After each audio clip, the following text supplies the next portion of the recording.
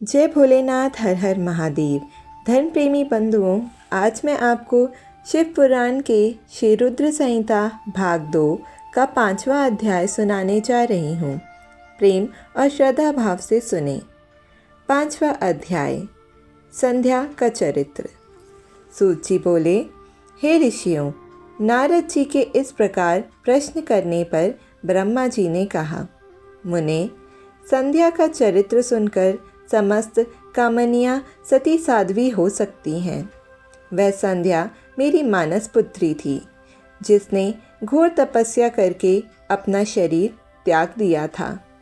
फिर वह मुनि शेष मेधातिथि की पुत्री अरुंधति के रूप में जन्मी। संध्या ने तपस्या करते हुए अपना शरीर इसलिए त्याग दिया था क्योंकि वह स्वयं को पापिनी समझती थी। उसे देखकर स्वयं उसके पिता और भाइयों में काम की इच्छा जागृत हुई थी।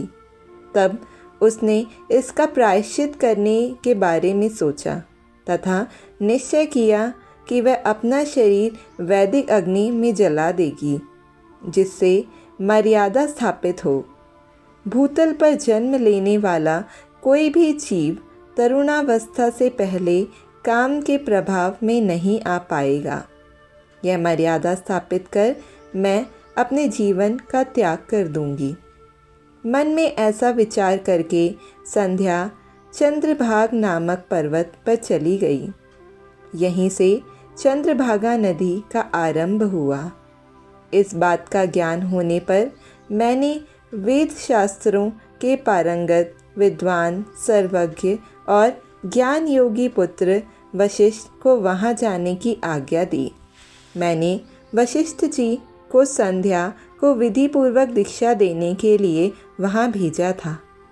नारद, चंद्रभाग पर्वत पर एक देव सरोवर है जो जलाशयोचित गुणों से पूर्ण है।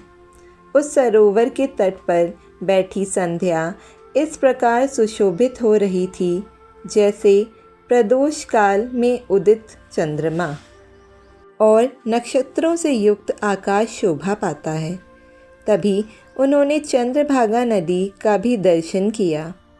तब उस सरोवर के तट पर बैठी संध्या से वशिष्ठ जी ने आदरपूर्वक पूछा, हे देवी, तुम इस निर्जन पर्वत पर क्या कर रही हो? तुम्हारे माता पिता कौन हैं? यदि यह छिपाने योग्य ना हो तो कृपया मुझे बताओ।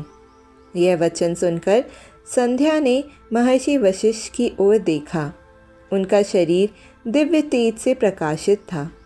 मस्तक पर जटा धारण किए वे साक्षात कोई पुण्य आत्मा जान पड़ते थे। संध्या ने आदरपूर्वक प्रणाम करते हुए वशिष्ठ जी को अपना परिचय देते हुए कहा, ब्राह्मण, मैं ब्रह्मा जी की पुत्री संध्या हूँ। मैं इस निर्जन पर्वत पर तपस्या करने आई हूँ।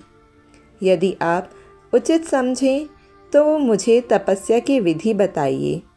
मैं तपस्या के नियमों को नहीं जानती हूँ, अतः मुझ पर कृपा करके आप मेरा उचित मार्गदर्शन करें। संध्या की बात सुनकर वशिष्ठ जी ने जान लिया कि देवी संध्या मन में तपस्या का दृढ़ संकल्प कर चुकी हैं। इसलिए वशिष्ठ जी ने भक्तवत्सल भगवान शिव का स्मरण करते हुए कहा, हे देवी, जो सबसे महान और उत्कृष्ट हैं, सभी के परम आराध्य हैं, जिन्हें परमात्मा कहा जाता है, तुम उन महादेव शिव को अपने हृदय में धारण करो। भगवान शिव ही धर्म, अर्थ, काम और मोक्ष के स्रोत हैं। तुम उन्हीं का भजन करो। ओम नमः शिवाय मंत्र का जाप करते हुए मौन तपस्या करो। उसके अनुसार मौन रहकर ही स्नान तथा शिव पूजन करो। प्रथम 2 बार छठे समय में जल को आहार के रूप में लो। तीसरी बार छठा समय आने पर उपवास करो। देवी, इस प्रकार की गई तपस्या ब्रह्मचर्य का फल देने वाली है तथा अभीष्ट मनोरथों को पूरा करने वाली होती है। अपने मन में शुभ उद्देश्य लेकर शिव जी का मनन व चिंतन करो। वे प्रसन्न होकर तुम्हारी मनोकामना अवश्य पूरी करेंगे। इस प्रकार संध्या को तपस्या की विधि बताकर और उपदेश देकर मुनि वशिष्ठ वहाँ से अंतर ध्यान हो गए। आज का अध्याय संपन्न। जय भोलेनाथ। हर हर महादेव। ओम नमः शिवाय। शिव जी की आरती। जय शिव ओंकारा प्रभु हरि शिव ओंकारा, ब्रह्मा विष्णु सदा शिव अर्धांगी धारा। ओम जय शिव ओंकारा। एकानन चतुरानन पंचानन राजे, हंसासन गरुणासन वृषवाहन साजे। ओम जय शिव ओंकारा। दो भुज चार चतुर्भुज, 10 भुज अति सोहे, तीनों रूप निरखता त्रिभुवन जन मोहे। ओम जय शिव ओंकारा। अक्षयमाला बनमाला ऋणमाला धारी, चंदन मृग मद सोहे भोले शशिधारी। ओम जय शिव ओंकारा। श्वेतांबर पीतांबर बाघांबर अंगे, सनकादिक ब्रह्मादिक भूतादिक संगे। ओम जय शिव ओंकारा। कर के मध्य कमंडल चक्र त्रिशूल धरता, जग करता जग भरता जग पालन करता। ओम जय शिव ओंकारा।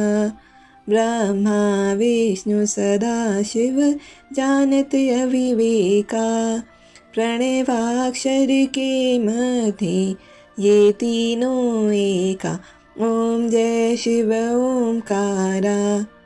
त्रिगुण स्वामी जी की आरती जो कोई नर गावे, कहत शिवानंद स्वामी मन वांछित फल पावे। ओम जय शिव ओंकारा।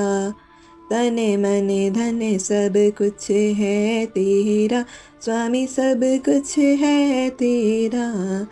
तेरा तुझको अर्पण क्या लागे मेरा। ओम जय शिव ओंकारा। जय शिव ओंकारा प्रभु हरि शिव ओंकारा, ब्रह्मा विष्णु सदा शिव अर्धांगी धारा। ओम जय शिव ओंकारा प्रभु हरि शिव ओंकारा। बोलो शंकर भगवान की जय। बोलो उमापति महादेव की जय। हर हर महादेव। हर हर महादेव।